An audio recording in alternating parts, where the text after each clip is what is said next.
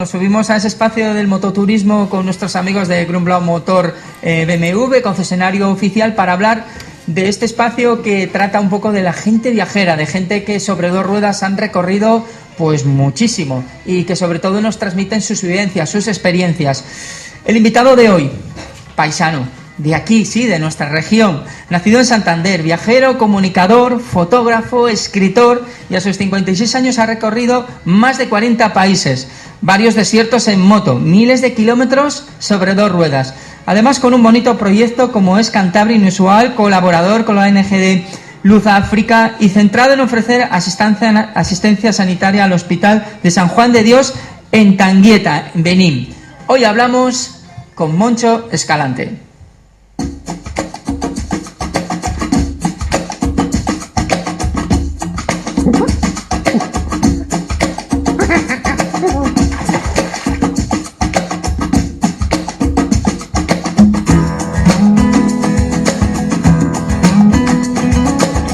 Hola Moncho, ¿qué tal? Buenas tardes. Hola, ¿qué tal? Buenas tardes, ¿cómo estás, Hugo? Muy bien, bienvenido a nuestro programa aquí en Radio Marca, bienvenido a este espacio del mototurismo. Es un placer tenerte aquí con nosotros. Muchas gracias a ti, Hugo, personalmente, y a Radio Marca por darnos esta oportunidad de estar con vosotros y de hablar con todo el mundo.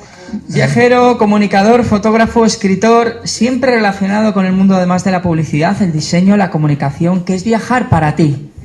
Viajar para mí, bueno, supongo que es un poco lo que significa para todos, ¿no? Es romper un poco con nuestros hábitos, con nuestras costumbres, ver lugares diferentes, probar nuevas experiencias.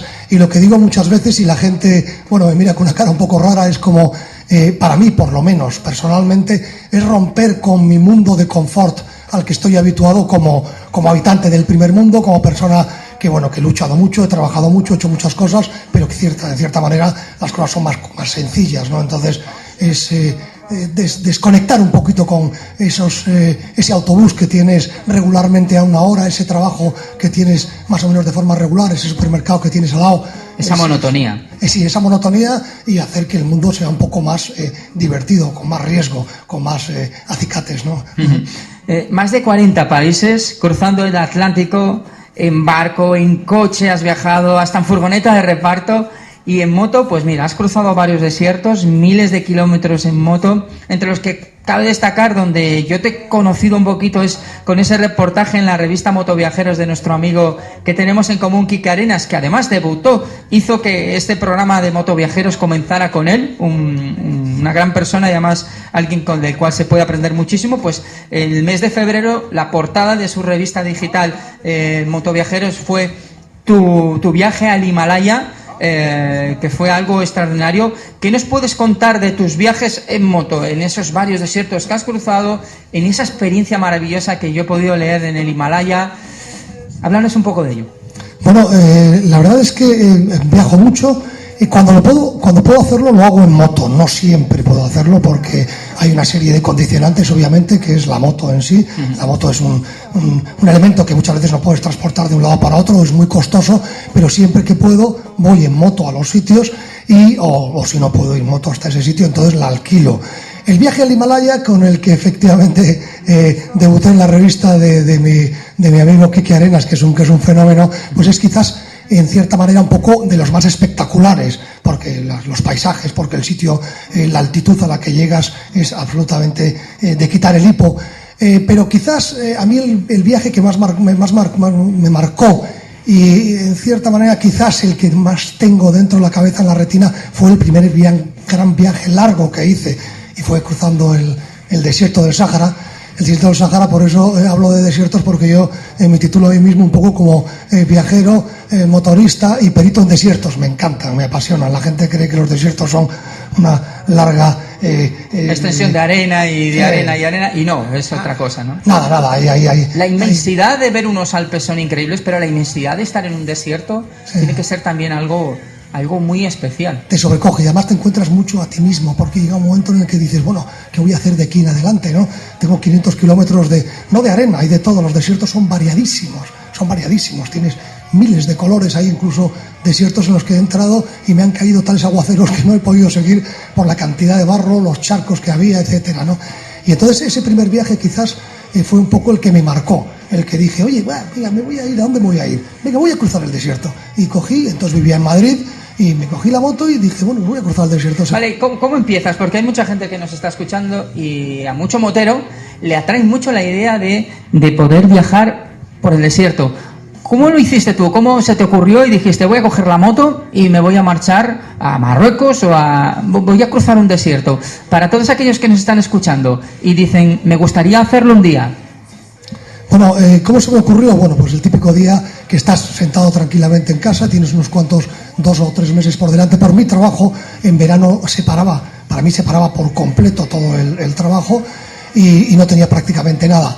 Entonces tenía bastantes tiempo por delante y un día dije, bueno, pues mira, voy a coger la moto. Tenía una moto de trail, una BMW, una 600, una 650. Y entonces dije, bueno, pues voy a irme a Marruecos, voy a marcharme a Marruecos, voy a dar un paso más allá de lo que he hecho habitualmente por Europa, por España, que he viajado mucho, y me voy a marchar 2 meses enteros. Voy a probarme un poco a mí mismo, a ver qué hago. Entonces, bueno, planifiqué un poco el viaje, no demasiado, porque planificar los viajes hay que ser prudente, pero en cierta manera, si planificas mucho el viaje, te estás quitando muchas sorpresas de encima, que es lo bonito del viaje. Aventura, parte de la aventura. Claro, bueno, hay gente que le gusta la aventura como a mí, hay gente que lo tiene que planificar. Yo respeto todas las opiniones, pero yo en particular me cogí una pequeña mochila, un poco de dinero y dije, voy a vivir sobre el terreno en Marruecos. En cierta manera fue aventura, pero también estaba cerquita de casa, que esa es una de las grandes sorpresas que tenemos en España, que no lo valoramos. Marruecos es a 14 kilómetros cruzando el estrecho, es una auténtica maravilla. Y me tiré 2 meses en Marruecos viviendo con lo opuesto, y metiéndome por el desierto, subiendo, bajando, durmiendo en casas de marroquíes, comiendo lo que comían ellos, y volví y dije, chico, porque no me he quedado 2 años ahí. Y nada, estuve yendo a Marruecos varias veces, me fui fogueando un poco en el tema, y a un día me pegué el salto, llegué hasta el sur de Marruecos, hice todo el Sáhara, y el siguiente viaje, pues atravesé todo Mauritania, Senegal, llegué hasta Guinea, hice casi 9.000 y pico kilómetros, y dije, pues no parece que sea tan fácil, tan difícil, con perdón, ¿sabes? Bueno, no sé, muy bien, no me pareció, y desde entonces ya mordí la manzana del pecado. La manzana prohibida, ¿eh?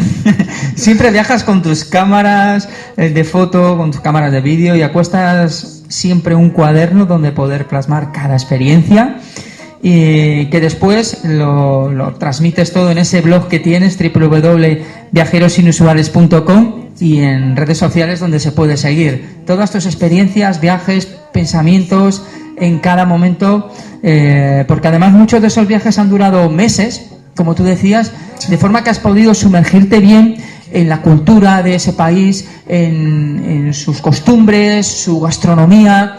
Eso te ayuda mucho a poder después, porque no es un viaje fugaz, que vas, vienes y ya está, y bueno, lo que ves un poco por encima, sino que te has sumergido bien, que han sido viajes que han durado meses, como decías antes. Bueno, eso pienso, eso creo.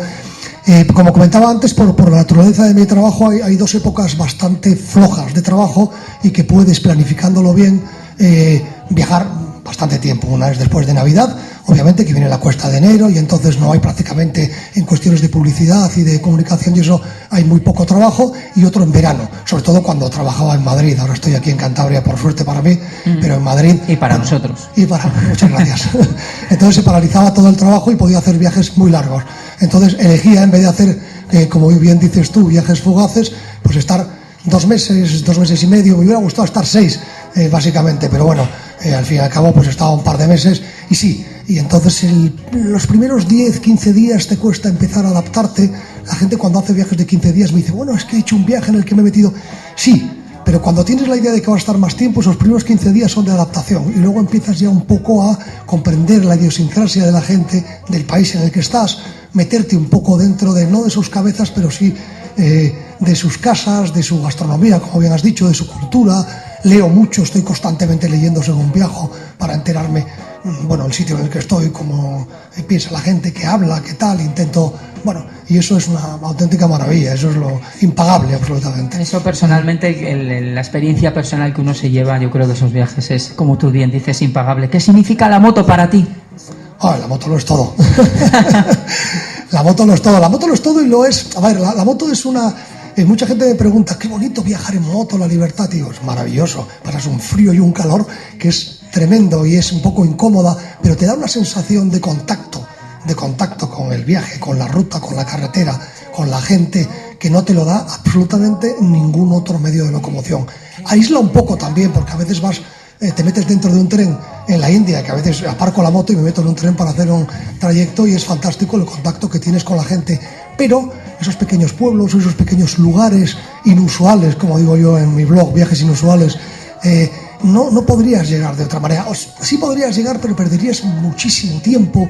No podrías pararte 3 días porque los horarios te marcarían. Y pierdes la sensación. La moto al final es un 360 grados y como tú sientes todo, pierdes esa sensación de libertad, esa sensación de que llegas como flotando a los sitios. Sí, que sin duda cuando vas en un coche, cuando tienes un techo, cuando tienes cristal, las ventanas, no te da esa sensación, ¿no? Que la moto sí que te lo permite y también acceder por determinados caminos que con un coche no te meterías y con la moto sí. Sí, y además, bueno, hay una cosa que es importantísima. La gente, cuando llegas en moto, me da igual el país, donde sea un país de África, sea cualquier sitio, primer mundo, segundo mundo, tercer mundo, la gente te recibe con una actitud completamente diferente a si llegas en un coche, en un autobús. Eso mismo nos lo decía hace 15 días Alicia Sornosa, que ella sentía que cuando llegaba a los sitios, que la gente te miraba y te recibía con un cariño especial cuando llegas en moto.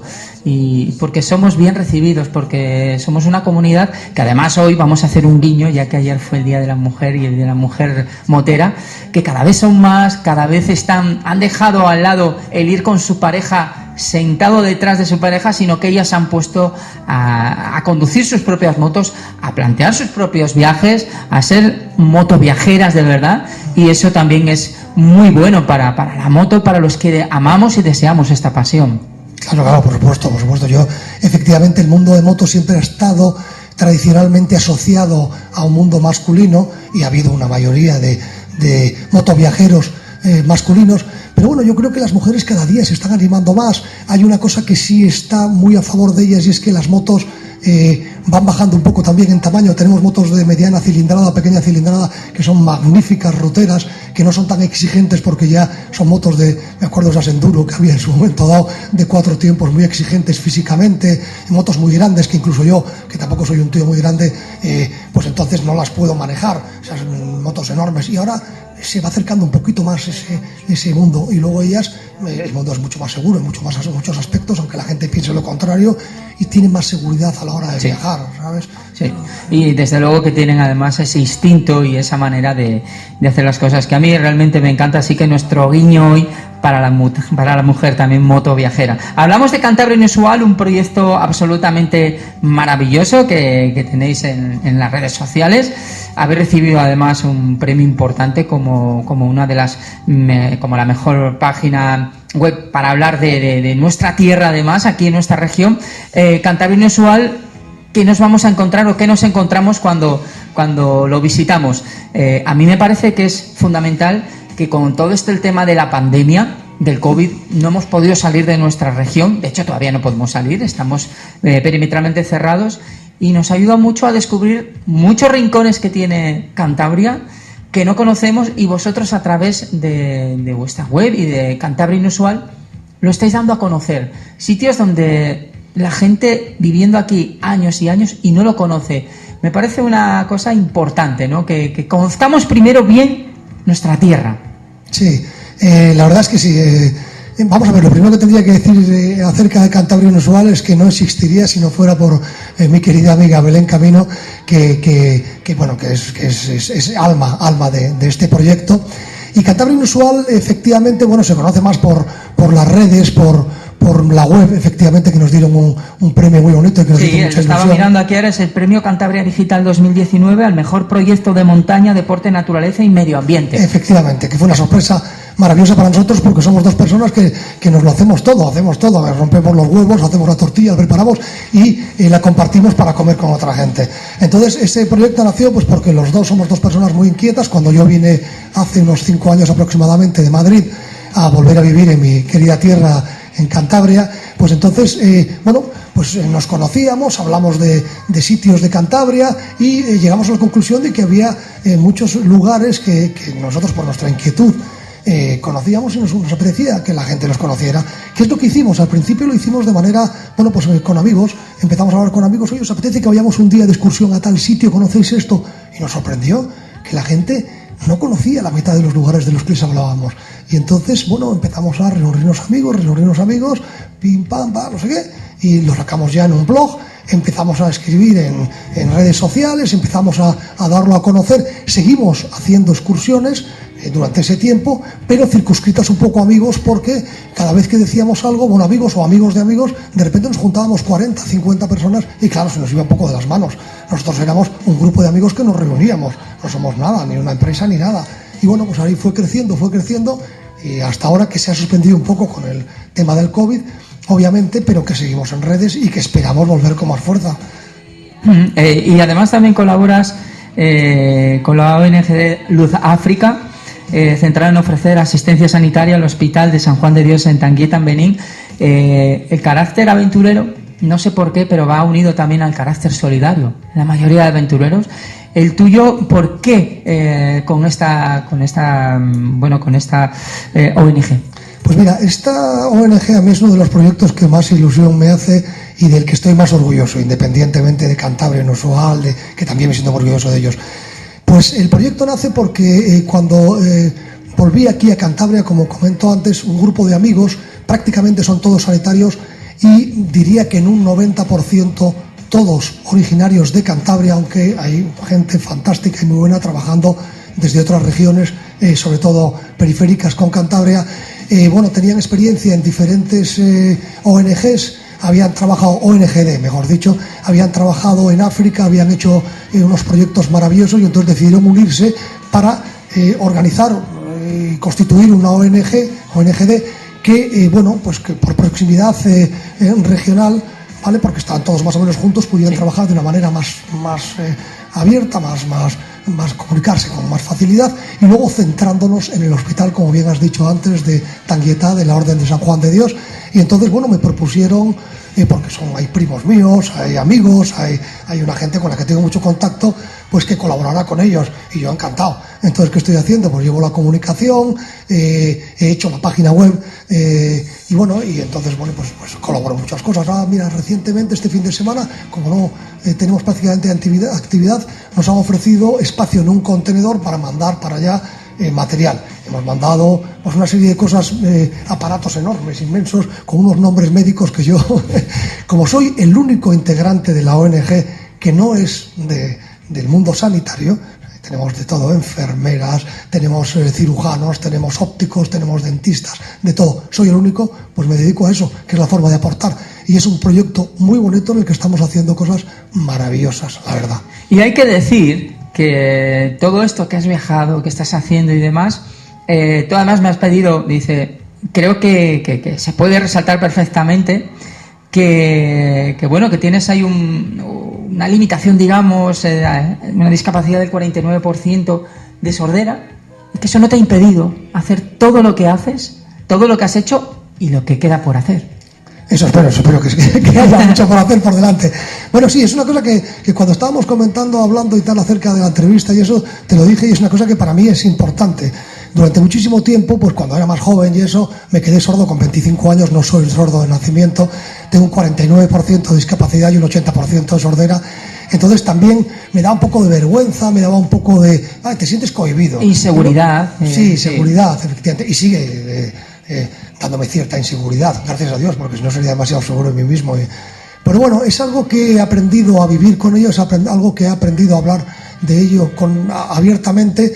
Y efectivamente a mí me da un problema, significa un problema muy grande. El primero es idiomas. Si ya tengo problemas para entender muchas veces a la gente en castellano, imaginaos que en inglés. He vivido un año en Inglaterra, lo perdí por completo después de quedarme sordo, y he vivido mucho tiempo también en Francia, y ahora es muy complicado. Entonces, hablar inglés, francés con una persona nativa es complicado. Cuando estás en la India o estás en África con una persona que lo habla como lo habla muchas veces, pues como lo hablo yo, mal, pues es un problema muy, muy, muy gordo. Pero eso en el fondo a mí me hace un poco... Es la única cosa quizás en la que estoy un poco orgulloso de mí. El resto creo que soy una persona humilde, pero salgo al mundo y me meto de repente en mitad de un aeropuerto con una locura, todo el mundo gritando, y un tío en un país, pues estos en la India o en Pakistán o donde sea, pues con una metralleta al lado mío y preguntándome, oye, ¿a dónde vas? Y no entiendo nada. Y digo, bueno, pues ¿qué hago? Pues nada, pues me echo para adelante y fuera, disimulo, sonrío y tal. Y eso sí, me significa, o sea, para mí es un problema muy grave, muy gordo. Para mí me coarta mucho mis viajes, pero me da igual, al final voy para adelante y fuera. Qué maravilla el instinto de superación que tenemos el humano, y en este caso, pues el que este pequeño problema o este problema no haya sido un obstáculo para cumplir tu sueño. Próximo viaje en moto que tienes programado, porque tendremos que organizar algo, ¿no? Aquí, ya que los dos somos grandes apasionados de nuestra tierra, habrá que un día, cuando pase esto de la pandemia y se pueda juntar mucha gente, pues organizar entre los que amamos esto, organizar algo chulo, algún viaje bonito, alguna semana de tour por Cantabria, e invitar a todos nuestros amigos motoviajeros que tenemos en nuestra región, fuera de nuestra región, que ahora nos están escuchando a través de las redes sociales y que nos van a escuchar a través del podcast. Habrá que hacer algo chulo. ¿Qué tienes en mente pensado para tu próximo viaje en moto? Seguro que tenemos que organizar algo chulo. Te tengo ya fichado, y Alfonso Carrillo, que nos ha presentado, también motero, y que con mucho cariño seguro que se vendrá con nosotros. Se vendrá Kiki Arena, se vende mucha gente. Sí, mucha, pero bueno. Montaremos una buena. Hablo ahora de nosotros tres y luego ya el que se quiera juntar. Pues mira, hay un proyecto muy antiguo, hablo hace 4 o 5 años que llevo intentando hacerlo, se ha suspendido ahora por el tema de la pandemia. Y es un proyecto, que es un poco ambicioso. Necesito dinero, necesito tiempo y necesito otra serie de cosas, y es que se arreglen ciertos aspectos, y es ir de aquí, desde España hasta la India en moto, atravesando, parte de Europa, obviamente, Grecia, atravesando Irán. El mayor problema que tengo es atravesar Pakistán y luego llegar a la India. Entonces es uno de los proyectos que más ilusión me hacen. Tenía pensado hacerlo con mi BMW, ¿vale? Que la tengo, mi rubia, como lo digo yo, que es amarilla, sí. La tengo un cariño especial. Entonces ese es mi gran proyecto, y espero que en muy poco tiempo lo pueda hacer, que las cosas vuelvan otra vez un poco a su cauce, y que la situación también un poco de tensión internacional me permita pasar por ciertos lugares como Irán o como Pakistán. Sí, sobre todo pasar la frontera, no pasar tanto los países, y me permite hacerlo. Es un viaje que no me planteo que sea excesivamente complicado a nivel de ruta, pero sí a nivel de problemas burocráticos, de pandemia, etcétera, etcétera. Y ya sabes, anímate y te vienes conmigo. Bueno, ya me gustaría, pero no sé si voy a poder disponer de tanto tiempo. De ilusión sí, y la ilusión es lo que nos alimenta y lo que nos hace sentirnos vivos, y sobre todo el poder ir cumpliéndolas poco a poco. Ha sido un placer tenerte aquí con nosotros, ha sido un placer conocerte en persona. Nos habíamos conocido simplemente a través del smartphone, del teléfono, y vamos a estar en contacto, porque desde luego que para mí resulta un orgullo tener un paisano aquí de cerca, además, que podemos ir enseñando poco a poco nuestra tierra y acercándolo a toda la gente que es de aquí, de esos rinconcitos que no conocemos, experiencias de superación, experiencias personales como las que has tenido, de viajar tanto y de la que tanto podemos aprender de ti. Así que gracias por tu visita a este programa Motoviajeros, por hacerlo más especial aún, y seguimos en contacto, amigo. Muchas gracias a ti, muchas gracias, como decía antes, a Radio Marca y a toda la gente que nos está escuchando, y animaros porque los viajes es lo más maravilloso que nos puede ocurrir casi en esta vida, aparte de familia, tal, y viajar en moto es una virguería. Pues te seguiremos en las redes sociales, y como personalmente también seguiremos charlando más asiduamente. Un abrazo, cuídate mucho. Un abrazo, adiós. Gracias. Bueno, pues...